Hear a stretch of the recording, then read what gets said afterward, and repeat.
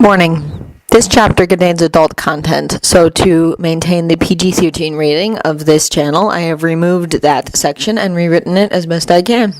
To read the chapter in its entirety, please visit the link in the descriptions. Taming the Demon by Ame Lascura. Chapter 36.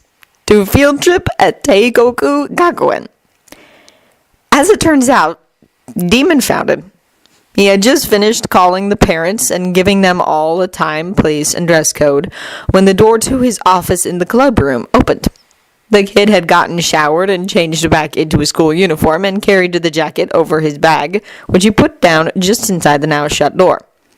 The blonde recognized that the rage persona had something to say by the way he wouldn't make eye contact, so he waited. Do you remember when I told you that the original had found the door that separated us, but didn't know how to open it? Hiruma did remember. Well, during the match, when you took that hit and had to be carted off. The small brunette's fingers clenched and he finally looked up. He opened it. Hiruma asked how long it stayed open. Just for the game. It's shut again now. But he knows who I am now, Yoichi. Knows what I am. The first year circled around Hiruma's desk to lean against his left shoulder. He's terrified, Yoichi. Of me, of himself. He tilted his head to look up into his captain's eyes. Help him, Yoichi, please. The blonde agreed and gave the rage persona a kiss to seal the deal. Said rage persona snorted, crawled into Hiruma's lap, and said he was going to sleep. Original Sena would wake up in a few minutes. Sure enough, after a few minutes, the kid's breathing changed. He was very still as he opened his eyes, gaze flicking back and forth as if to ensure he was where he thought he was. When the small brunette finally made eye contact, Hiruma could see the fear in his eyes, and it made his chest hurt. This kid could willingly run headlong against monsters like Shin, Agon, and Gao, but he was stopped cold by the thought that his body moved around without his control. The blonde tightened his arm around Sena's shoulders and pulled him in a little closer. He settled down some and apologized for falling asleep on him. What were they talking again? Hiruma nuzzled his nose into brown hair and figured he could wait to confront the chibi about his fears until after he had reaffirmed himself at a little bit. So he gave a vague answer of the game and let himself leisurely snuggle the boy in his lap. Sena snuggled back, shifting so they were nose to nose. The blonde's lips corked up as he planted a little kiss on the kid. The kid smiled back and returned the kisses even as he started talking. So, I was thinking. Kiss. Not many players return to the field with fractures. Kiss. What was his point? Kiss. What you did was brave. Kiss. And deserves a reward. Kiss. Oh, yeah? Kiss. What kind of reward? Kiss. Well... And here mischief sparkled in Sena's eyes, even as his face turned red. How about a blowjob from the Kanto MVP? Hiruma's smirk became a full-blown grin. That would be one hell of a reward. Once they were done, Sena seemed ready to collapse into his own mess, so Hiruma pulled him backwards so they both fell into the chair. The blonde felt sweaty and gross, but his limbs were jelly and the kid could barely keep his head, so moving to the shower would have to wait for a little while. Instead, he wheeled the chair over to a cabinet and pulled out a blanket to drape over the pair of them. What? The AC was fucked. It got cold in here. The brunette checked off his pants completely so that he could comfortably arrange himself sideways on Hiruma's lap, nose tucked under the blonde's jaw.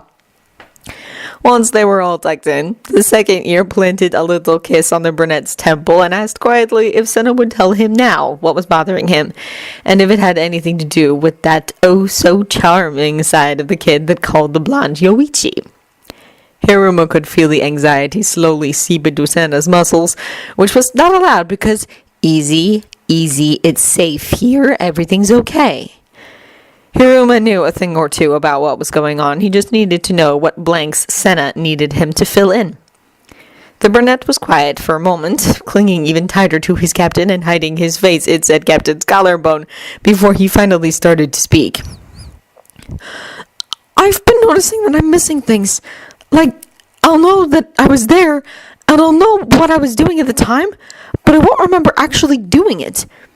If I think about it, it probably started on the death march. Hiruma tightened his hold on his underclassman as the smaller body began to shake. And then during the match, when Go-san... When you were... Well, you know what I mean. I was watching you get taken away, and then there was someone else with me. Sena paused and shifted to look Hiruma in the eyes. He was so angry. Hiruma-san, so very angry. I think... The brunette's two big eyes started to tear up. I think he was going to kill Gao-san or Marco-kun. Seeing how close the kid was to a panic attack, the blonde kissed his forehead and whispered into his skin for him to take a deep breath and calm down.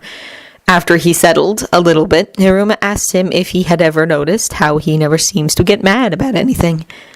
The boy blinked and thought about it before nodding. He agreed that, yes, that was kind of weird how every time he started to get really upset about something, the anger just went away. But what did that have to do with this? Hiruma nuzzled into Sena's hair to keep him calm, and because he smelled good, and explained that the other person, the other Sena, was the place that all the anger went. He was the manifestation of everything that ever pissed the kid off, all wrapped up in a bow. That being said, it was still Sena's anger. Just because the other Sena wanted to tear someone's head off doesn't mean that he would if the original Sena didn't want him to. The brunette's eyebrows furrowed, and he asked if they could name the other Sena something else because he was getting confused. Hiruma shrugged. That was fine. He could be Demon Sena. The small boy giggled. He sobered up pretty quickly, though, asking if Demon would always be there, sitting in the back of his head, waiting to be let loose. The blonde said, no, probably not, because the more aware of him Sena became, the more they would feed into and off of each other until they just phased back together like two drops of water in close proximity. The kid asked how Hiruma knew all of this. The answer was simple. Because he'd seen Sena do it before. Those caramel-colored eyes widened, and he looked away to sort through his memories. It was after the bando game, wasn't it? Hiruma nodded, and what do you know? Already halfway healed before he even knew there was a problem. The boy smiled and kissed his captain in thanks, shifting in his lap to reach, and... The brat wanted a third round? He'd get one. Yeah! By the time he'd finished, Sena was a quivering pile of human mush, and Hiruma felt like the cat that ate the cream and the canary. The blonde wiped the worst of the mess off with tissues he kept in his desk drawer and wrapped the kid up in the blanket so that he wouldn't get cold while he regained the feeling in his limbs. He quickly showered and changed himself before returning with the kid's spare uniform in tow. The boy accepted the uniform with a sleepy, sated smile and plodded off to the showers. Just the slightest little limp in his step. As they separated to head home, Sena drew his captain in for one last kiss. Soft, slow, and deep. When they parted, the boy whispered against his lips, "Thank you, Hiruma-san," and was off. The blonde just shook his head and laughed. Later that evening, when he caught the brunette sneaking into the oxygen capsule he just vacated, Demon grinned and winked at him. It would seem that the two personalities came to some kind of agreement. Just in time for the monkey and the cheerleader to kidnap him off to Osaka. Hiruma deadpanned at the text to receive from Sena saying the three of them had run off to Teikoku to find the Aishu 21 of the West, and he was so sorry, but can you please make sure the teachers excuse us from school tomorrow? The blonde sighed through his nose, but couldn't stop his lips from curling up at the corners. Needy brat.